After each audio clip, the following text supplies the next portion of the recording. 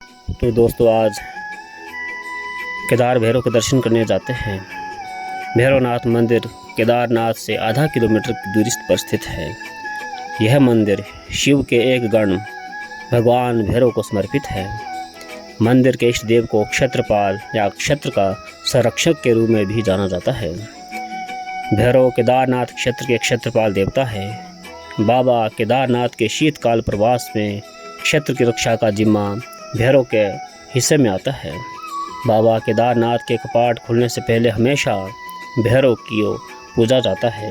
आषाढ़ संक्रांति के दिन भैरव को पूजकर जो विश्व शांति और जगत कल्याण की कामना की जाती है। भैरवनाथ का यह स्थान केदारनाथ मंदिर के दक्षिण दिशा की तरफ आधा किलोमीटर की दूरी पर स्थित है। ये मूर्तियाँ भगवान भैरव जी की है, जो इस प्रकार बिना छत के ही रहती है। भैरव को भगवान शिव का ही एक रूप माना जाता है।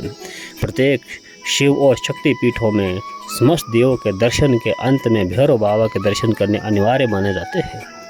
जहाँ शिव आराध्य है वहाँ भैरव स्वयं ही आराध्य बन जाते हैं। बिना भैरव के दर्शन के भगवान शिव के दर्शन अधूरे है, फिर वह काशी विश्वनाथ हो या उज्जैन के महाकाल हो।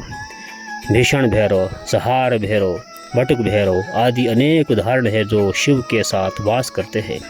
उत्तराखंड स्थित केदारनाथ के संबंध में भी यही मान्यता है कि बिना भैरव के दर्शन की यात्रा पूर्ण नहीं होती।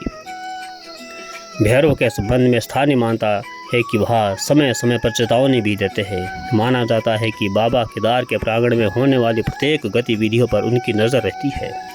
वह किसी भी रूप में किसी मानव शरीर में अवतरित हो, वह समय समय पर चेतावनी भी दिया करते हैं। बाबा भैरवनाथ को केदारनाथ के रक्षक कहा जाता है। यहाँ के पुजारी का कहना है कि किसी भी आपदा से पहले भैरवनाथ संकेत देते हैं।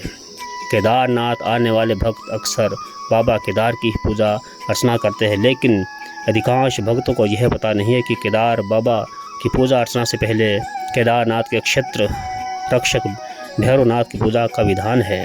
केदारनाथ धाम से आधा किलोमीटर की दूरी पर भैरव बाबा के कपाट जब तक नहीं खुलते तब तक केदार बाबा की आरती नहीं होती है और ना ही भोग लगता है। जब केदारनाथ धाम के कपाट बंद होते हैं और केदारनाथ में कोई नहीं रहता तो भैरवनाथ ही संपूर्ण केदार नगरी की रक्षा करते हैं। केदारनाथ जाने वाले अधिकांश श्रद्धालु भैरवनाथ के दर्शन को भी जाते हैं। केदारनाथ भगवान की पूजा अर्चना से पहले भगवान भैरवनाथ की पूजा का विधान है। भगवान केदारनाथ के शीतकाल गद्य स्थल ओंकारेश्वर मंदिर उखी मठ में जब बाबा केदारनाथ की पंचमुखी चल विग्रह उत्सव डोली केदारनाथ धाम के लिए रवाना होती है तो उससे एक दिन पूर्व भगवान भैरवनाथ की पूजा अर्चना की जाती है। भगवान केदार की डोली के केदारनाथ धाम पहुंचने के बाद मंदिर के कपाट तो खोले जाते हैं, लेकिन केदारनाथ की आरती और भोग तब तक नहीं लगाया जाता तब तक भैरव के कपाट ना खोले जाए। भैरवनाथ भगवान के कपाट सिर्फ मंगलवार और शनिवार को ही खोले जाते हैं। केदारनाथ के मुख्य पुजारी की ओर से ही भैरवनाथ की पूजा अर्चना की जाती है। केदारनाथ के क्षत्ररक्षक भैरवनाथ का कोई मंदिर नहीं है। यहाँ पर खुले आसमान में भगवान की मूर्तियाँ और शिला स्थापित है। केदारनाथ के मुख्य पुजारी भांगेश लिंग ने बताया कि जिस प्रकार केदारनाथ भगवान के दर्शन का अपना अलग महत्व है, ठीक उसी तरह भैरवनाथ के दर्शन का भी है। यह एक सिद्ध स्थल है। केदारनाथ धाम से इतनी बड़ी आपदा आई थी, लेकिन भैरवनाथ को कहीं भी कोई नुकसान नहीं पहुंचा, बल्कि भैरव बाबा ने आपदा आने का संकेत पहले ही दे दिया था। पुजारी के अनुसार जब भैरवनाथ की पूजा होती है तो हिमालय से हवाएं चलती है, तो अचानक से केदारनाथ धाम का मौसम बदल जाता है। केदारनाथ की पूजा अर्चना करने से पहले भगवान भैरवनाथ की पूजा अर्चना होती है और भोग लगता है। उन्होंने यह कहा कि अष्ट भैरव के रूप में जो भैरवनाथ की पूजा अर्चना की जाती है, इस स्थान पर योग ध्यान करने से सिद्धि और मोक्ष की प्राप्ति होती है। भैरवनाथ ऊंचाई वाले स्थान पर बसे हुए हैं। भैरवनाथ मंदिर से हिमालय के साथ ही जो संपूर्ण केदार नगरी का मनमोहक दृश्य देखा जाता है। केदार धाम में सरस्वती नदी को पार करने के बाद आधा किलोमीटर की दूरी पर भगवान भैरवनाथ विराजते हैं। प्रत्येक वर्ष लाखों की संख्या में भक्त भैरवनाथ की पूजा अर्चना के लिए पहुंचते हैं।